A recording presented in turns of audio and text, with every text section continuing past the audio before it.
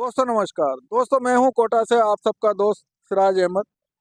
आज आया हुआ हूं कोटा के कलेक्ट्रेट के बाहर जो बाबा साहब का जो स्टेचू है वहां पे ये मौन प्रोटेस्ट किया जा रहा है उस कार्यक्रम में। तो उस कार्यक्रम में हमारे महेंद्र जी भी चूंकि ये हर तरह के आंदोलनों में सक्रिय हैं तो आज ये मिल गए। तो दोस्तों मैं इनसे थोड़ी बातचीत करना चाह रहा था। दोस्तों आप सबको मालूम होगा, आप सबने सुना है कबीर का शेर, दोहा कि कबीरा खड़ा बाजार में लिए लुकाटी हाथ। कबीरा खड़ा बाजार में लिए लुकाटी हाथ, जो घर फूके आपना चलो हमारे साथ।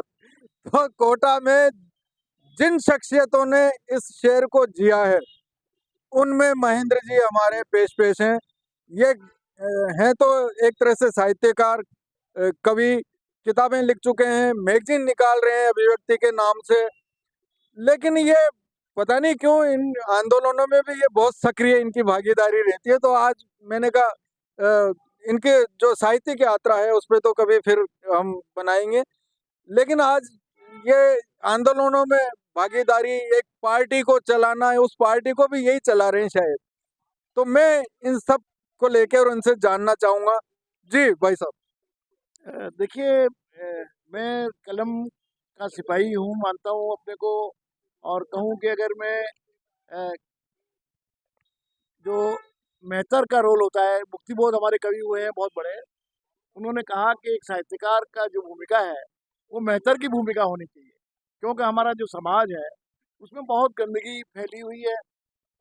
चारों तरफ अश्लीलता, हिंसा और बहुत ही पतनशील वातावरण है। जो आंदोलन होते हैं ना, हमें आपने एक बार कही थी कि आप आंदोलन में क्यों शरीक होते हैं।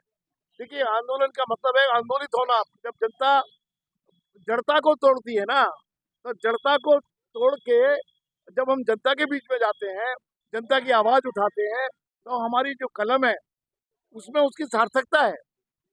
आप देखेंगे, जितने भी, चाहे प्रेमचंद हो या निराला हो, भारतेंदु हरिश्चंद्र हो, सबने एक ही भूमिका निभाई। केवल उन्होंने लिखा नहीं, अपने लिखे हुए को जनता के बीच में ले गए। भारतेंदु हरिश्चंद्र ने बनारस में जगह जगह अपने नाटकों को, अंधेर नगरी को खेला। और उसी तरह से प्रेमचंद ने केवल, ऐसा नहीं है कि उन्होंने उपन्यास लिखे, कहानियां लिखी, उन्होंने गांधी के सत्याग्रह आंदोलन में भाग लिया, अपनी नौकरी छोड़ी और उनकी किताबों को जला दिया अंग्रेज सरकार ने। तो अगर कोई लेखक सत्य लिखता है, यथार्थ लिखता है, तो ऐसा हो नहीं सकता कि वो व्यवस्था के खिलाफ न लिखे। और जब व्यवस्था के खिलाफ लिखता है तो उस पर आक्रमण होते हैं।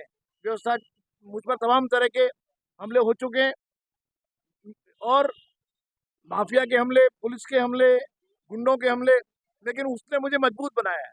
और ये जो अवाम है, आप फैज अहमद फैज को आपने पढ़ा होगा शायरी को, वो अवाम की शायरी है। अदम गौडवी की अवाम की शायरी है। दुष्यंत कुमार की अवाम की शायरी है। तो मैं इन्हीं लेखकों का हम सफर हूँ, और उसी उनका जो काम है जनता को जगाने का और सच्चाई को मजबूती के साथ निडर होकर व्यक्त करने का, मैं उन्हीं का हम सफर हूँ। बाबा नागार्जुन ने भी मतलब पार्टियों में भी रहे हो तो, और उन्होंने तो वो ठीक है, एक साहित्यकार के मन में होना चाहिए जज्बा। फैज अहमद फैज ने तो जेल भी भुगती, अहमद नदीम कासमी और भी बहुत सारे, मतलब वहाँ पाकिस्तान में। अब दोस्तों ये क्या है कि एक साहित्यिक संस्था भी इन्होंने बना रखी है, विकल्प विकल्प जन सांस्कृतिक मंच। आजकल उसकी एक्टिविटीज थोड़ी कम हो गई। देखिए, ऐसा नहीं है, हम कार्यक्रम करते हैं, लेकिन हम इन दिनों एक चीज हम नोट कर रहे हैं। वो ये कर रहे हैं कि जैसे जो जितने भी साहित्यिक, बहुत सारे कार्यक्रमों में मैं भाग लेता हूँ, सब जगह मुझे बुलाते हैं। तो मुझे लगता है कि साहित्य का जो स्तर है, साहित्य की जो गरिमा है, वो बहुत सारे साहित्यकार गिरा रहे हैं। वो केवल अपना खुद का एक्सपोजर चाहते हैं, अपनी रचनाओं को छपवाना चाहते हैं, और उसके पीछे कोई न कोई पुरस्कार लेना। ये जो पुरस्कार की राजनीति है, अपने को चमकाने की राजनीति है। तो कुछ दिनों तक हम अध्ययन कर रहे हैं विकल्प की ओर से। हम जिंदा हैं, ऐसा नहीं है, लेकिन हम एक नए सिरे से आएंगे लोगों के बीच में। जो पुराना रवैया है, पुराना ढर्रा है, वो बहुत ही नीचे गिर चुका है। हम फिर खड़े होंगे और विकल्प की ओर से हम जैसा करते रहे फिर लगातार, लेकिन हमारा जो भिन्न होगा, हमारी उसमें बातचीत चल रही है, आपस में हम बहस कर रहे हैं कि किस तरह से जनता को बीच में हम जाएं और हमारा साहित्य केवल सेठों की चिरौरी या राग दरबारी नहीं बन जाए। हम साहित्य को विद्रोह का जो हथियार है वो बनाना चाहते हैं। तो दोस्तों आखिर में सुन लेते हैं इनकी कविता का कोई अंश जो इनको बहुत ज्यादा पसंद हो। इन्हीं की आपकी कविता का कोई अंश। चलिए मैं गजल की कुछ शेर सुना देता हूँ। जी जी जी। सच के ठाठ निराले होंगे, झूठों के मुंह काले होंगे। जाने कब धनिया के घर में सचमुच के उजियाले होंगे। आग लगेगी काले धन में, तार तार घोटाले होंगे। और आने वाले दिन बस्ती में आफत के परकाले होंगे। आने वाले दिन बस्ती में आफत के परकाले होंगे और सत्ता की बंदूकें होंगी।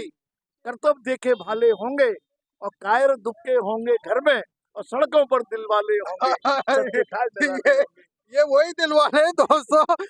इनको पहचान लो अच्छी तरह, ये कभी भी आपके शहर में भी आके दमक सकते हैं, आप लोगों को जगाने और जागरूक करने। तो दोस्तों इसी के साथ दीजिए मुझे इजाजत। शुक्रिया बहुत बहुत आपका महेंद्र जी।